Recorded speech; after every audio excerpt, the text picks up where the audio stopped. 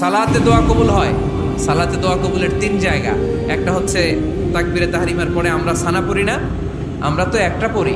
আল্লাহর হাবিব সুন্নাহ এবং নফল নামাজে আরো পড়তেন সানা, ওই দোয়া কবুল হয়। দুই নম্বর জায়গা সালাতে সেজদায় পড়ে দোয়া করলে কবুল হয়। আকরাবু মা ইয়াকুনুল আবদু মির রাব্বিহি ওয়া হুয়া সাজিদ ফাকফিরু ফিহি দুআ। বান্দা যখন সেজদায় লুটিয়ে পড়ে বান্দা আল্লাহর সবচেয়ে কাছে চলে যায়। কিন্তু বিশ্বনবী বলে সেজদাটা তোমার রবের কুদরতি পায়ের উপরে পড়েছে। সেজদায় পড়ে দোয়া করেন। সালাম ফিরানোর আগে বিশ্বনবী দোয়া করতেন, লা ইউসাল্লিমান্না আহাদুকুম হাত্তা ইয়াতাআওয়াযা মিন আরবা'a।